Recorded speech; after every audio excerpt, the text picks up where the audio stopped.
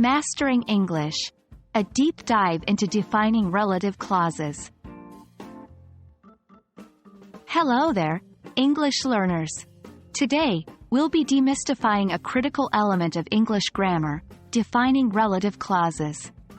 It may sound complex, but once you've grasped its usage, it will greatly enhance your language skills. So, are you ready to dive in? Let's get started. Defining relative clauses, also known as restrictive or identifying relative clauses, give essential information about the noun or noun phrase they modify. In simpler terms, they help us understand exactly which person or thing we are talking about. Here's a classic example. The man who lives next door is a doctor. The clause, who lives next door, is a defining relative clause. It tells us which man we're referring to, which is vital to the meaning of the sentence.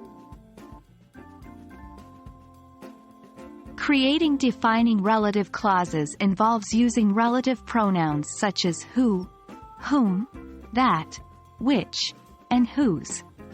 The choice of pronoun often depends on whether the noun it refers to is a person or a thing, and the role it plays in the relative clause.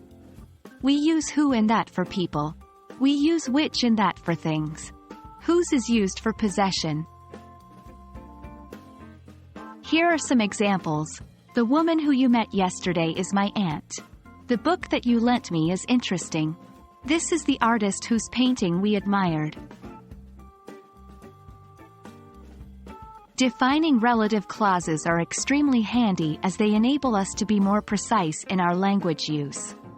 They add necessary detail to help identify the specific person or thing we're talking about. For example, if you say, "I'm looking for the book," this might prompt the question, "Which book?" You can then clarify using a defining relative clause. "I'm looking for the book that I left here yesterday." When using defining relative clauses, remember these points. 1. No commas. Defining relative clauses are integral to the sentence and should not be set off by commas. 2. Pronoun can be omitted. In informal English, especially in speaking, we often leave out the relative pronoun when it is the object of the clause. For example, the book that you lent me is interesting. And that's a wrap on defining relative clauses, folks. Remember, these are vital structures that can make your English sound more fluent and precise. So keep practicing. Try to incorporate defining relative clauses in your daily conversation or writing, and you'll master them in no time. See you in our next video where we'll explore more fascinating facets of English grammar.